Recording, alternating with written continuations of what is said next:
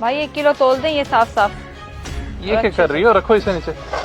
क्या हो गया है? चेक कर रही हूँ, अगर सही लगेगा तो लूंगी ना। ये क्या तरीका है चेक करने का? तुमने इजाजत ली है? इजाजत के बगैर ही चेक करने लग गई हो। एक मटर का दाना चेक करने के लिए भी इजाजत की जरूरत है? अरे भाईजान क्या हो गया है? चेक करने दे भाभी जी को, एक दाने से कोई मसला नहीं है। 1 मिनट भाई, मुझे बात करने दें। देखो, किसी भी जगह चीज चेक करने से पहले इजाजत देना जरूरी होती है, वरना क़यामत के दिन पकड़ होगी, और मैं नहीं चाहता कि हमारी आखिरत खराब हो। अच्छा बस बस रख देती हूँ मैं, ये लें, नहीं करती चेक। अरे भाभी जी चेक कर लें, आपको इजाजत है। भाईजान आप भी ना, छोटी सी बात के पीछे भाभी जी को नाराज कर दिया आपने। बस बस, ज्यादा रिश्तेदारी बनाने की जरूरत नहीं है। तुम्हें कुछ और चाहिए? नहीं। ये लो, काटो पैसे। अरे भाईजान आप तो गुस्सा ही कर गए। ये आपका बकाया और ये आपकी सब्जी।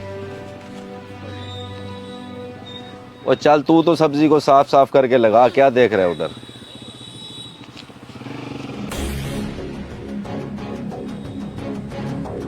हिना, ये क्या तरीका है? सब्जी किचन में रखने की बजाय तुम यहाँ बेड पे फेंक रही हो। खैर तो है? भरी बाजार में मेरी इंसल्ट करने के बाद पूछ रहे हैं कि खैर तो है। आप ये बात आराम से भी तो कर सकते थे ना, जो लेक्चर देने की क्या जरूरत थी?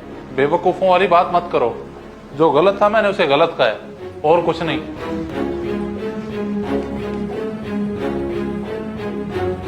देख लो, तुम्हारी इस हरकत की वजह से पैसों में हेर फेर हो गई है। तवज्जो ही नहीं देने दी, ना तुमने ना उसने। और उसने पैसे कम दे दिए आपको, यही तो करते हैं सब्जी वाले। और आप लगे थे एक दाना उसका बचाने के लिए।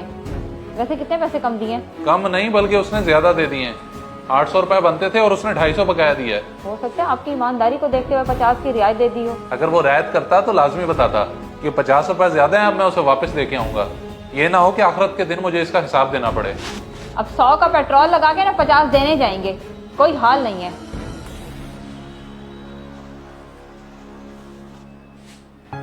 अरे भाईजान आप फिर आ गए, लगता है उस पर कोई चीज लेना भूल गए हैं। नहीं भाई, मैं कुछ नहीं भूला, बल्कि तुम ये 50 रुपए भूल के मुझे दे बैठे हो।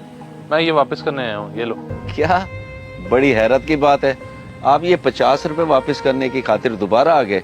साहब जी ऐसे 100-50 तो रोजाना कितने इधर उधर हो जाते हैं, मामूली सी बात है, आप अगले चक्कर पे आके दे देते। भाई मामूली सी बात तुम्हारे लिए होगी, मेरे लिए नहीं। तुमने देखा नहीं, मैंने तो अपनी बीवी को एक दाना तक नहीं उठाने दिया। ये तो फिर बहुत बड़ी बात है। अगर ये 50 रुपए देने से पहले मैं फौत हो जाता तो ये मेरे लिए अजाब का बाइस बनता। इसलिए तुम रखो।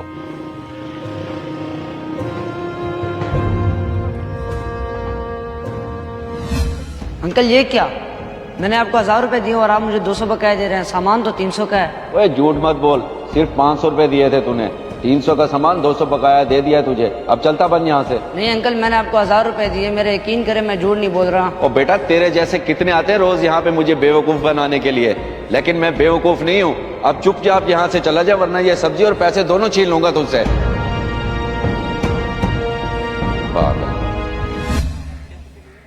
क्या हो गया उस्ताद, किन ख्यालों में गुम हो? नहीं, अच्छा ये बता, वो जो बच्चा सुबह आया था जो कह रहा था कि मैंने 1000 रुपए दिया, वो उसका घर पता है तुझे?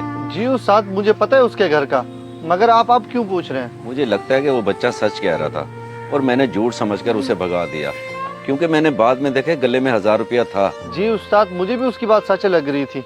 गली नंबर 4 में तीसरा घर है उसका। अच्छा, गली नंबर 4 में घर है उसका। चल ठीक है, तू जरा दुकान संभाल, मैं जाके उसके पैसे वापस करके आता हूँ। दे आए पैसे, उतर गया आपका बोझ? वाकई में पहाड़ उतर गया सर से। तुम्हें अंदाजा नहीं है इसलिए तंज कर रही हो।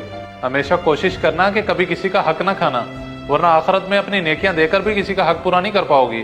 अल्लाह हमें दूसरों का हक खाने से बचाए। आमीन सुमा आमीन। आप फ्रेश हो जाएं, मैं खाना बनाकर बुलाती हूँ आपको।